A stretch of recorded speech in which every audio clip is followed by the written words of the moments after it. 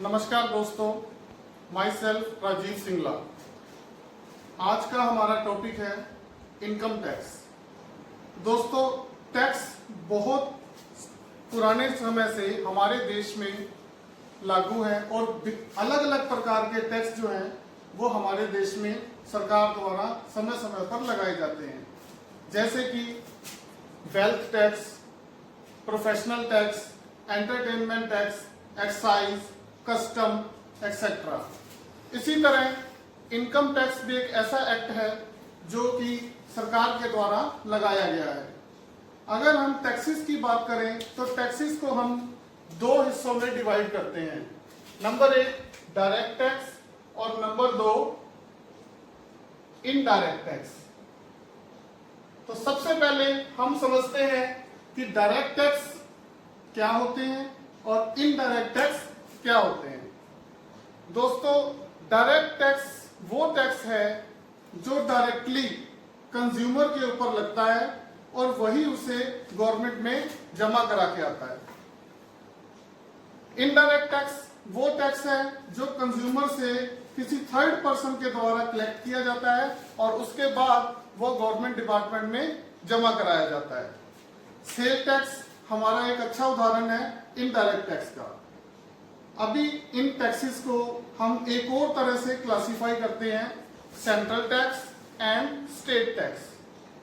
Central tax इन्हीं taxes के अंदर वो टैक्स हैं जो सेंट्रल गवर्नमेंट के द्वारा लगाए जाते हैं और स्टेट टैक्स वो टैक्सेस हैं जो स्टेट गवर्नमेंट जो लागू करती है। सेंट्रल टैक्स पूरे देश के लिए एक जैसा होता है, जबकि स्टेट टैक्स के रूल्स स्टेट के अकॉर्डिंग अलग अलग हो सकते हैं। तो दोस्तों, हम स्टार्ट करते हैं हमारा इनकम टैक्स। इनकम टैक्स की जहां तक बात है, इनकम टैक्स हमारा इनकम टैक्स एक्ट 1961 कहलाता है, जो 1961 के अंदर हमारी सेंट्रल गवर्नमेंट ने इसको इंट्रोड्यूस किया था। और ये टैक्स जो है एक डायरेक्ट टैक्स है और इसे पूरे देश में 1 अप्रैल 1962 से एप्लीकेबल किया गया। दोबारा से, income tax is an direct tax, it is an central tax. ये एक सेंट्रल टैक्स है और डायरेक्ट टैक्स है जो 1 अप्रैल 1962 से होल ऑफ इंडिया, पूरे भारतवर्ष में, including the state of Jammu and Kashmir, Jammu and Kashmir सहित पूरे भारतवर्ष में लागू हुआ। तो चलिए आज हम इसकी कुछ एक डेफिनेशंस हैं जिसके बारे में डिस्कस करेंगे। उसके लिए हमें एक समरी है, उसके अकॉर्डिंग चलेंगे, जिसके अकॉर्डिंग हम सारी डेफिनेशंस को कवर करेंगे। दोस्तों, इस लाइन को आपको याद करना है। Every person whose total income in the previous year, if exceed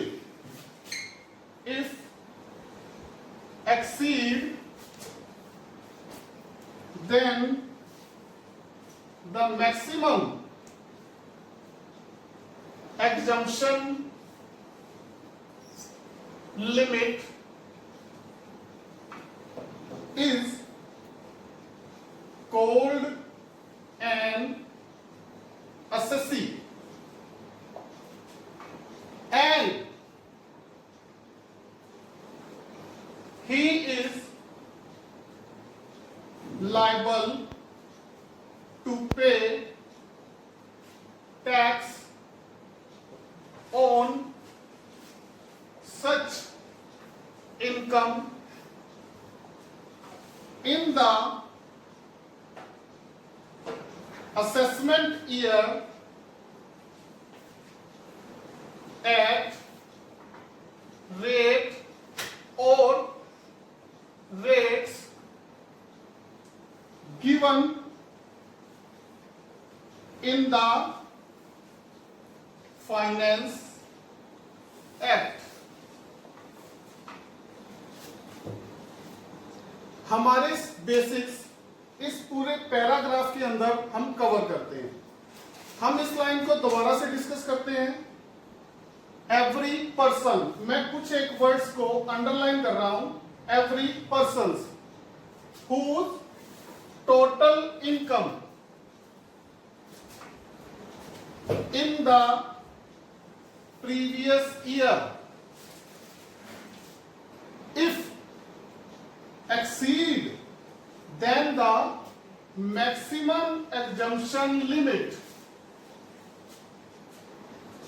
is called an assessee, and he is liable to pay tax on such income in the assessment year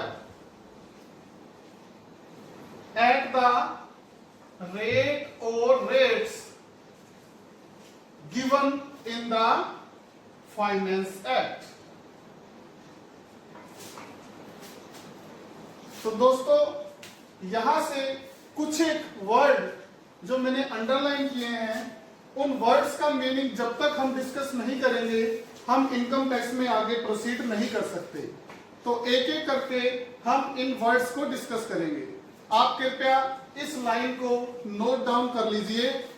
every person, ऐसा प्रत्येक व्यक्ति, whose total income, जिसकी कुल income previous year के अंदर if exceed then the maximum exemption limit, maximum exemption limit से ज्यादा होगी, वो क्या होगा?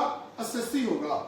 And he is liable to pay tax, और वो टैक्स पे करने के लिए लायबल होगा किस पे? On such income in the assessment year. कब लायबल होगा? असेसमेंट ईयर के अंदर एट रेट और रेट्स, उस दर से जो कि फाइनेंस एक्ट में दी गई है। तो यहां से हमें जो डेफिनेशन निकल के आती है वो है person, total income, previous year, maximum exemption limit, assessee, assessment year, rate और रेट्स, फाइनेंस एक्ट। तो सबसे पहले इन्हीं डेफिनेशंस के अंदर हम लेते हैं पर्सन। इनकम टैक्स और हमारी नॉर्मल लैंग्वेज के अंदर पर्सन का मीनिंग हम अलग अलग तरीके से डिफाइन करते हैं।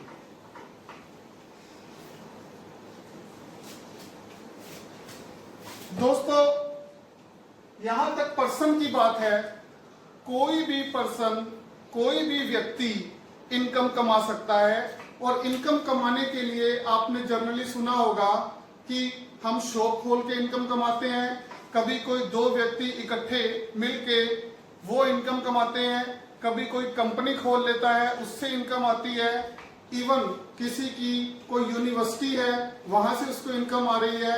यहाँ तक कि हमारे जो भगवान है, मंदिर है, उसके अंदर जो भी चढ़ावा आता है वो भी भगवान की इनकम मानी जाती है। तो इस तरीके से इनकम टैक्स के अंदर हम उन पर्सन्स को डिफाइन करेंगे जो इनकम कमाते हैं और जिनके ऊपर टैक्स का दायित्व आता है। तो पर्सन, सबसे पहला पर्सन जो इनकम टैक्स के अंदर इनकम कमाएगा और जिसे टैक्स देना होगा, दैट इज इंडिविजुअल। सेकंड है HUF, Hindu undivided family. Third is firm.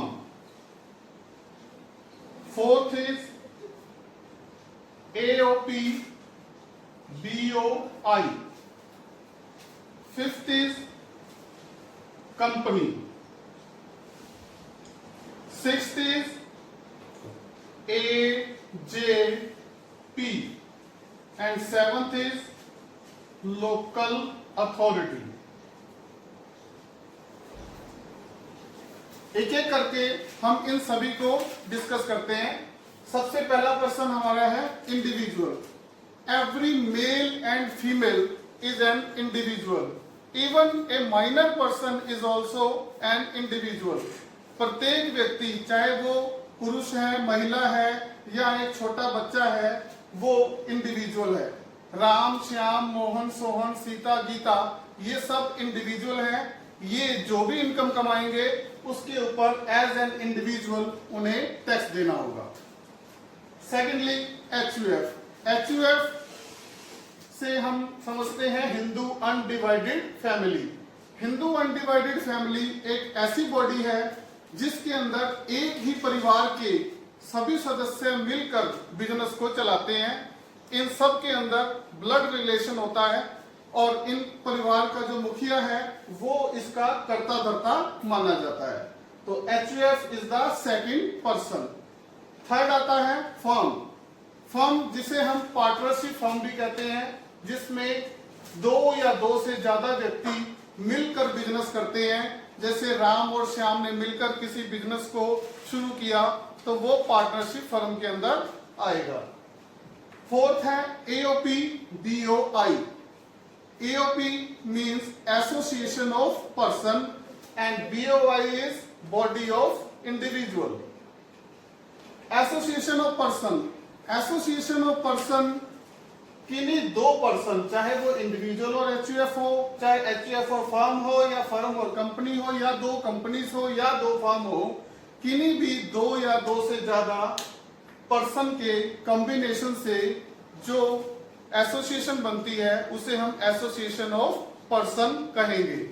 Association of person किसी एक स्पेशल मोटिव के लिए बनाई जाती है, जो दो या दो से ज्यादा पर्सन मिलकर उसे शुरू करते हैं। मोटिव खत्म होते ही association of person automatically dissolve हो जाती है।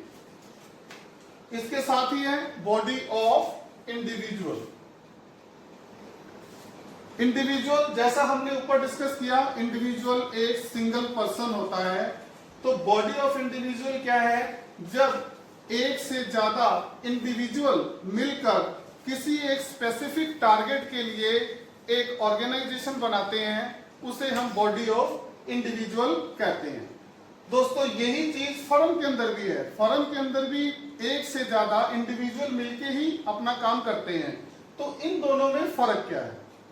फर्म और बॉडी ऑफ इंडिविजुअल का मेन फर्क यही है कि फर्म के अंदर हमारी जो डिसोल्यूशन है उसकी कोई डेट नहीं होती, ये एट विल होती है। जब तक चाहे हम फर्म को कंटिन्यू कर सकते हैं। लेकिन बॉडी ऑफ इंडिविजुअल के अंदर हमारे पास एक स्पेसिफिक मोटिव होता है जिसके लिए हम इकट्ठा हुए हैं। जैसे ही वो मोटिव खत्म होता है, बॉडी ऑफ इंडिविजुअल भी ऑटोमेटिकली डिसॉल्व हो जाती है। नेक्स्ट हम आते हैं कंपनीज। कंपनीज जो हमारे कंपनी एक्ट के अंदर इनकॉर्पोरेट होती हैं, उन्हें हम कंपनीज कहते हैं। ये private company, public company, one man company, किसी भी टाइप की कंपनी हो सकती है। तो कंपनीज हम कंपनीज एक्ट 1956 या कंपनीज अमेंडमेंट एक्ट 2003, इसके अंदर जो भी रजिस्टर्ड हुई हैं उन्हें हम कंपनी कहेंगे। Next AJP. AJP artificial judicial person. Artificial judicial person एक ऐसा पर्सन है जिसे हम आर्टिफिशियल पर्सन कहेंगे, जिसका एक इनविजिबल पर्सन की संज्ञा भी हम दे सकते हैं।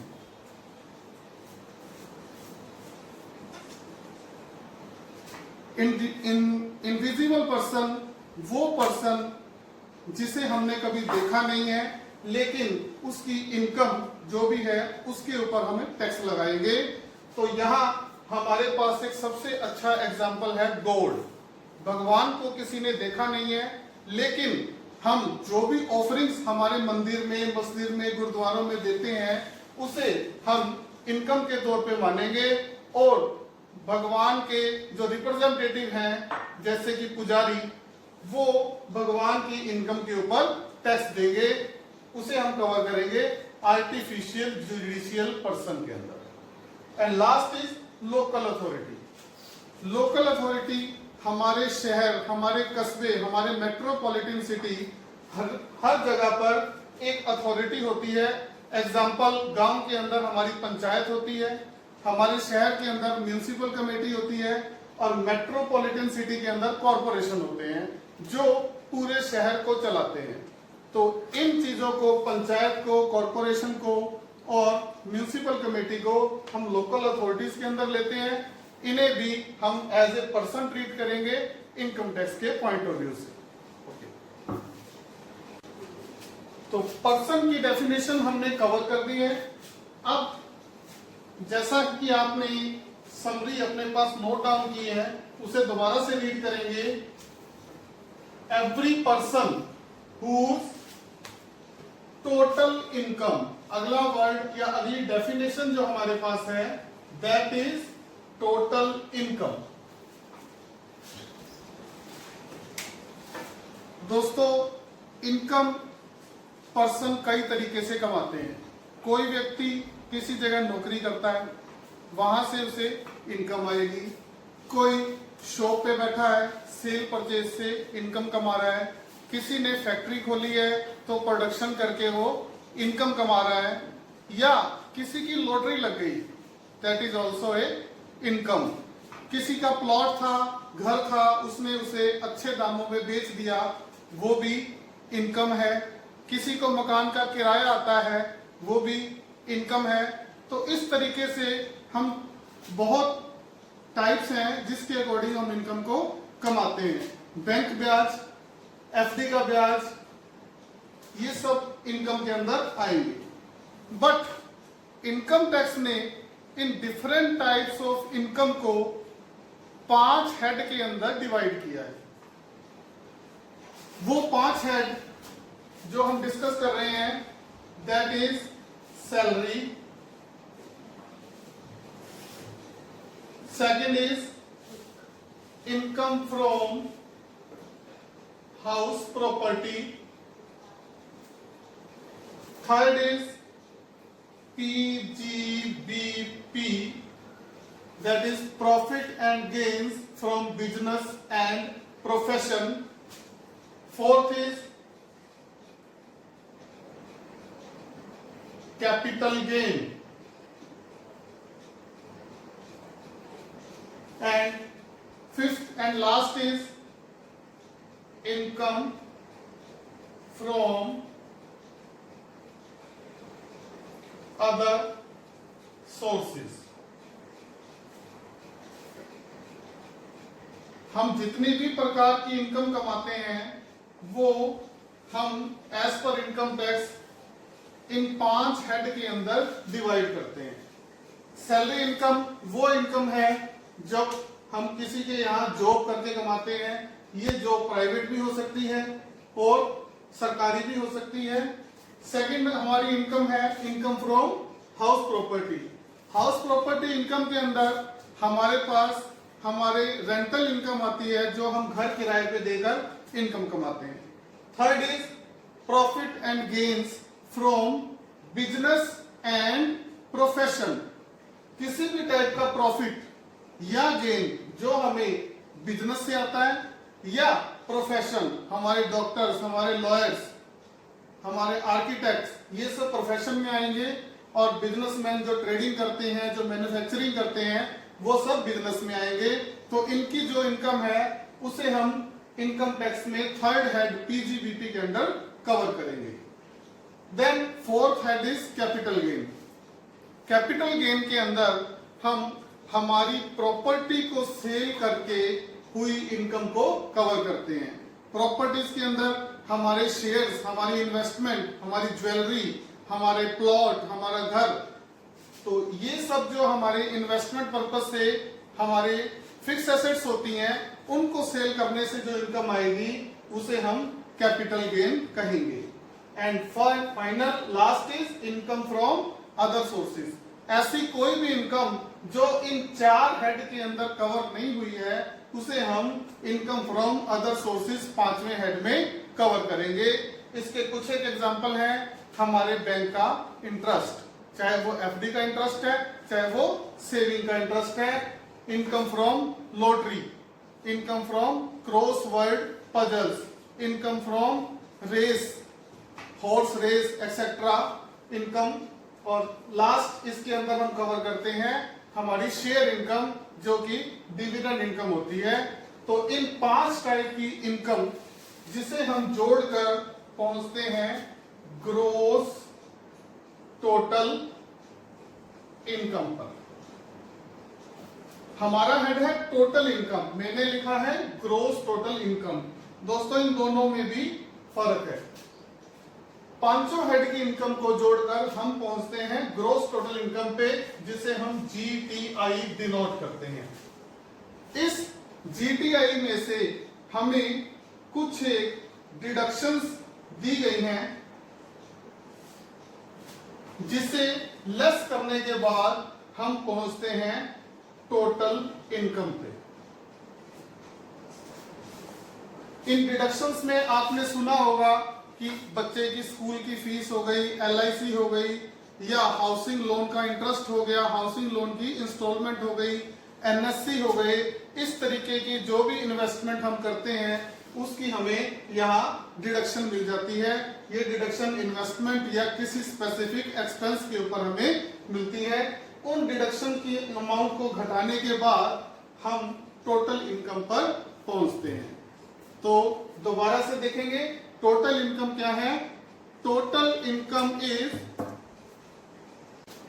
Income is income from salary, house property, PGBP, capital gain and income from other sources. तो इन 5 हेड की इनकम के जोड़ को हम टोटल इनकम कहेंगे। नाउ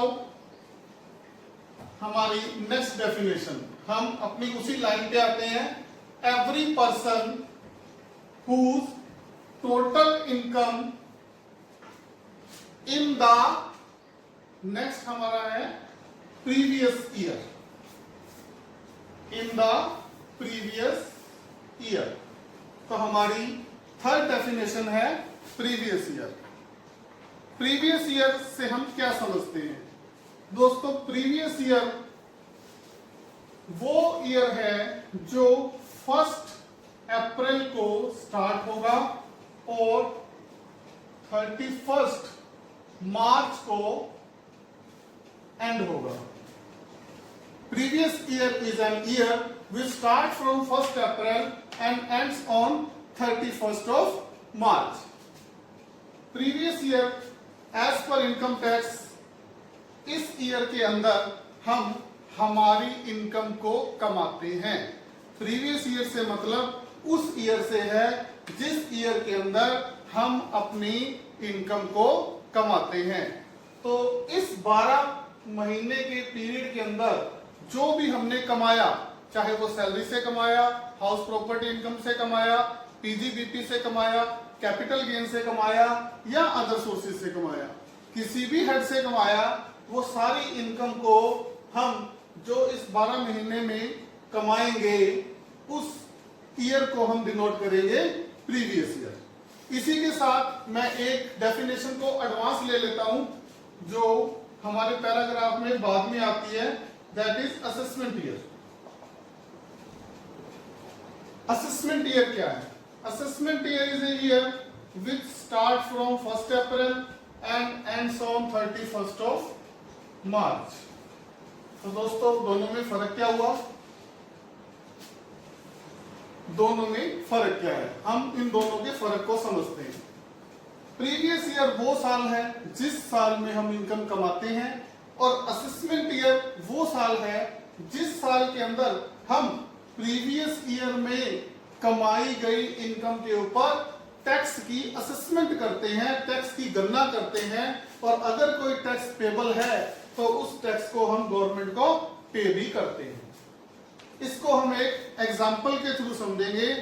आज हम अगर ईयर की बात करें तो हमारा ईयर चल रहा है 2020।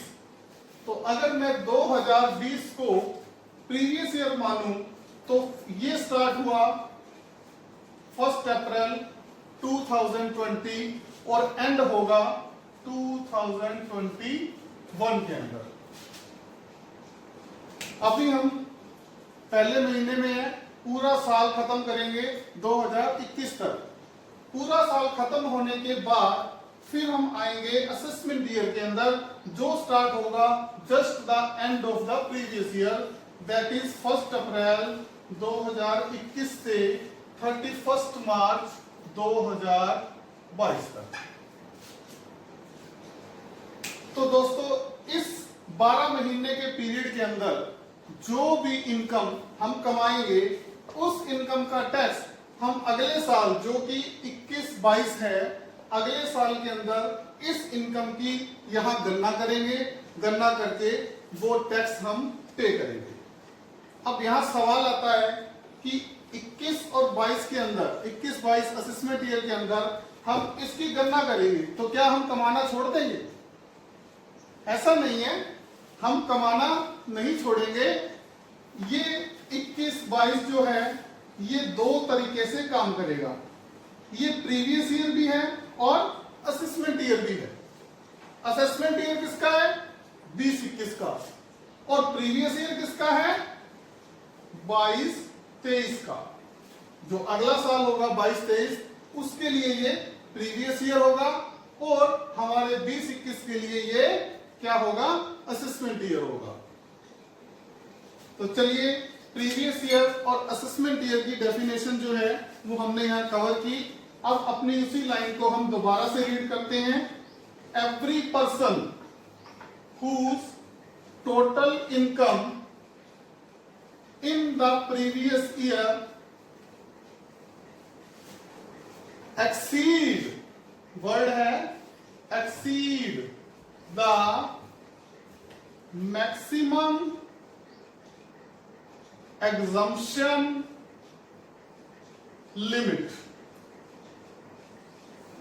तो हमारी फोर्थ डेफिनेशन आती है maximum exemption limit. Maximum exemption limit क्या है? इनकम टैक्स के जो भी रेट्स फाइनेंस एक्ट के अंदर दिए जाते हैं, उसके अंदर हमें हर बार एक लिमिट दी जाती है, जिस लिमिट तक इनकम कमाने पर हमें किसी प्रकार का कोई टैक्स नहीं देना होता। उस लिमिट को हम मैक्सिमम एग्जम्पशन लिमिट के नाम से जानते हैं। अगर हम बात करें हमारे प्रीवियस ईयर 20-21 की या उससे पहले की, तो हमारे फिलहाल जो एग्जम्पशन लिमिट है वो है 2,50,000। तो इसे हम साधारण भाषा में कहें कि ऐसा प्रत्येक व्यक्ति जो 2.5 लाख रुपए से कम इनकम कमाता है, उसे टैक्स देने की कोई लायबिलिटी नहीं आती है, क्योंकि उसकी इनकम मैक्सिमम एग्जम्पशन लिमिट से कम है, उससे एक्सीड नहीं करती। मैक्सिमम एग्जम्पशन लिमिट हर साल चेंज हो सकती है, इसका कोई भी फिक्स क्राइटेरिया नहीं है। जो भी गवर्नमेंट की तरफ से डिक्लेयर होगी उसी के अकॉर्डिंग हमें उसकी गणना करनी पड़ेगी। Now our next definition is, उसी लाइन पे चलते हैं। Every person whose total income in the previous year if exceed then the maximum exemption limit is called an assessee। ये बहुत इंपॉर्टेंट डेफिनेशन है। असेसी, असेसी जिसे हम हिंदी में करदाता भी बोलते हैं। असेसी कौन है?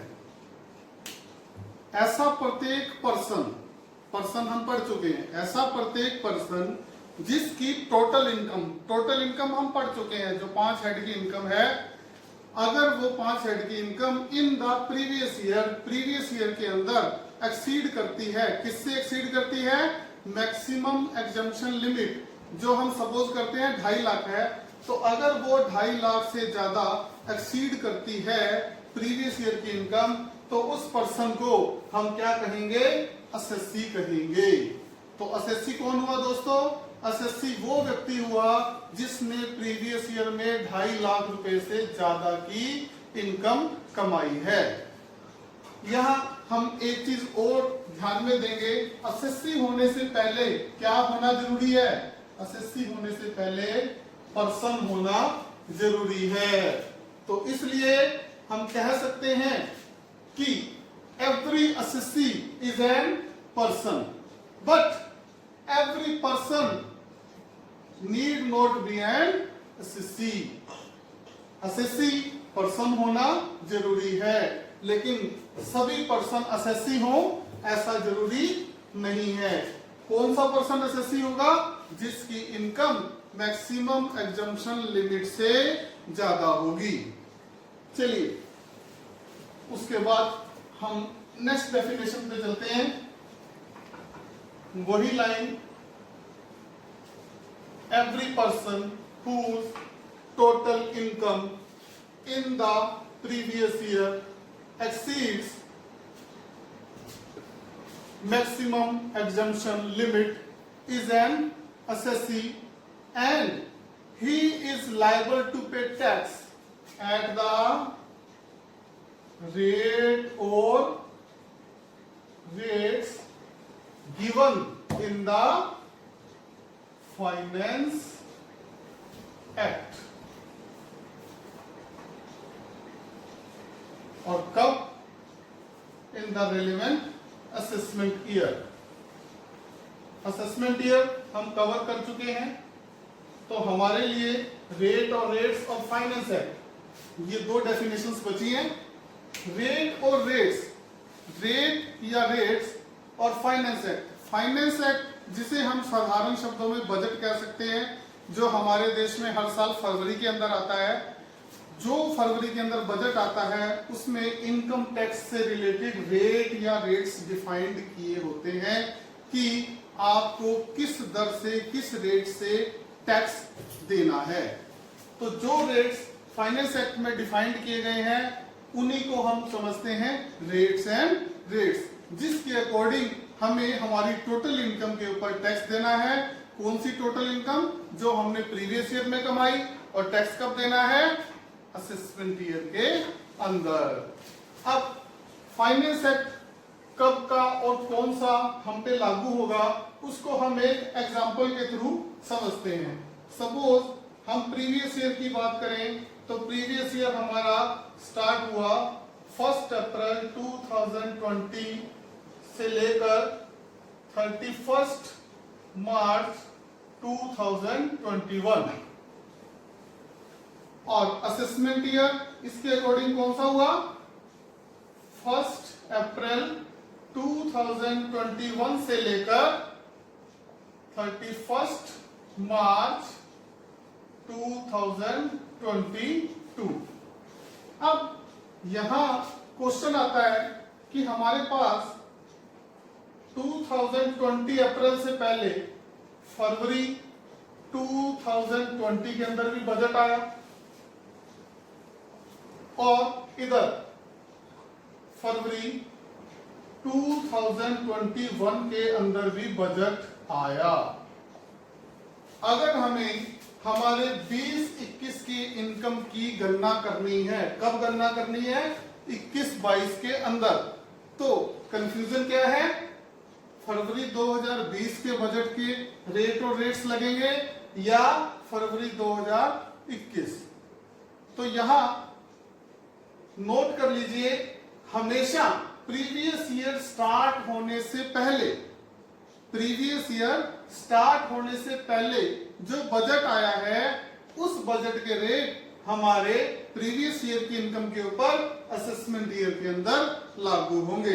इस केस के अंदर हमें फरवरी 2020 के बजट के रेट के अकॉर्डिंग टैक्स की गणना करनी होगी।